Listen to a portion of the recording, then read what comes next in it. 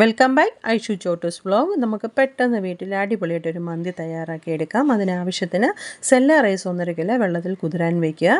നമുക്ക് മസാലയ്ക്ക് ആവശ്യത്തിന് പട്ട, ഗ്രാമ്പു, ഏലക്ക, ചെറുജീരകം, പെരുജീരകം, മാഗി ക്യൂബ്, സ്റ്റാർ അനീസ്, ഉണങ്ങിയ ചെറുനാരങ്ങയും ബേ ലീഫും മല്ലിയും കൂടെ ചേർത്ത് നമ്മൾ നല്ല ഫ്രഷായിട്ട് പൊടിച്ചെടുക്കുക. ചൂടാക്കുകയൊന്നും വേണ്ട. പൊടിച്ചതിന് ശേഷം മാറ്റി വയ്ക്കുക.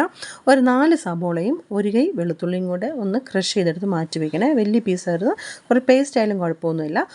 നമ്മൾ ബിരിയാണി വെക്കാനായിട്ട് ആവശ്യത്തിനുള്ള പോട്ടിലോട്ട് ഗോൾഡ് വിനർ ഒഴിക്കുക. ബട്ടർ ആണെങ്കിൽ കുറച്ചുകൂടെ ടേസ്റ്റാണ്. അതിലോട്ട് നമ്മൾ ഈ ചതച്ച് വെച്ചിരിക്കുന്ന സബോളയും വെളുത്തുള്ളിയും ചേർത്ത് നല്ല ഗോൾഡൻ നിറാവുന്ന ഒരു വഴറ്റുക. വഴണ്ട് വരുമ്പോഴത്തേക്കും അതിലോട്ട് ക്യാപ്സിക്കം ചേർക്കുക. ജസ്റ്റ് ഒന്ന് വഴറ്റിയാൽ മതി. ആ വഴണ്ട് വരുമ്പോഴത്തേക്ക് ഒരു 4 തക്കാളിപ്പഴം അല്ലെങ്കിൽ ഒരു 3 തക്കാളിപ്പഴം നല്ല പേസ്റ്റ് ചെയ്യണേ. പേസ്റ്റ് ചെയ്ത് വീണ്ടും പച്ചമണം പോകുന്നതിന് വഴറ്റിയതിന് ശേഷം ഫ്രഷ് മസാലയും ഒരു ഉണങ്ങിയ ലെമണും കൂടെ ചേർത്ത് ബേ ലീഫും ചേർത്ത് വീണ്ടും നല്ല വഴറ്റുക.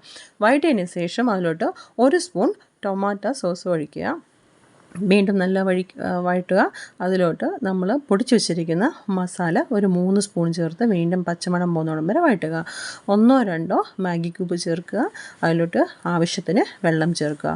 1 ഗ്ലാസ് അരിക്ക് 1.5 ഗ്ലാസ് വെള്ളമാണ്. കുറച്ച് ഉപ്പ് ചേർത്താൽ മതി. മാഗി ക്യൂബിന് ഉപ്പുള്ളതുകൊണ്ട് കുറച്ച് ഉപ്പ് ചേർത്താൽ മതി. അതിലോട്ട് കഴുകി വൃത്തിയാക്കി വെച്ചിരിക്കുന്ന ചിക്കൻ പീസ് ചേർക്കുക. ഞാൻ 2.5 കിലോ ചിക്കനാണ് എടുത്തേക്കുന്നത്. 10 വലിയ പീസായിട്ടാണ് കിട്ടിയിരിക്കുന്നത്. ഒരു 15 മിനിറ്റ് മതി. നല്ല വേവിച്ച് പുഴുങ്ങിയെടുത്ത് മാറ്റി അതിൽ നിന്ന് കോരിയെടുക്കുക. ചിക്കൻ പീസ് മാത്രം കോരിയെടുത്ത് മാറ്റി വയ്ക്കുക. വെള്ളം നല്ല തിളച്ചതിലോട്ട് തന്നെ നമ്മൾ വീണ്ടും അരി കഴുകി കുതിരാൻ വെച്ചിരിക്കുന്ന അരി ചേർത്ത് പറ്റിച്ചെടുക്കുക. പറ്റിച്ച് അത് എടുക്കുക. ഇടയ്ക്കിടയ്ക്കൊന്ന് ഇളക്കി കൊടുക്കണേ. നമ്മൾ ഈ ചിക്കനിലോട്ട് വരകാനായിട്ടുള്ള മസാലയാണ് റെഡിയാക്കുന്നത്. അത് വൈറ്റ് പെപ്പറും ബ്ലാക്ക് പെപ്പറും നമ്മൾ മന്തി മസാലയില്ലേ അത് 1 2 സ്പൂൺ കുറച്ചെടുത്ത് മാറ്റി വെച്ചതും 1 നുള്ള കളറും ചേർത്ത് ആവശ്യത്തിന് ഗോൾഡ് വിനർ ചേർക്കുക. ഒലിവ് ഓയിലാണെങ്കിൽ ഏറ്റവും ബെസ്റ്റാണ്. ചേർത്തതിന് ശേഷം നമ്മൾ ഈ റെഡിയാക്കി പുഴുങ്ങി വെച്ചിരിക്കുന്ന ചിക്കനിലോട്ട് ചേർത്ത് നല്ല പിടിപ്പിക്കണേ. എല്ലാ ഭാഗത്തും മസാല ആകുന്നതോളം വരെ തേച്ച് പിടിപ്പിച്ച് നമ്മൾ ഒരു അരമണിക്കൂർ എടുത്ത് മാറ്റി വയ്ക്കുക. ഇടയ്ക്കൊന്ന് ചോറ് ഇളക്കി കൊടുക്കണേ. ഒരു അരമണിക്കൂർ കഴിയുമ്പോഴത്തേക്കും ഒരു ഫ്രൈ പാൻ എടുക്കുക. അതിലോട്ട് ബട്ടർ ഇടുക. ഞാൻ ബട്ടറല്ല ഇട്ടേക്കുന്നത്, ഗോൾഡ് വിനറാണേ. ബട്ടർ ഒന്നുകൂടെ ടേസ്റ്റ് ആയിരിക്കുമേ.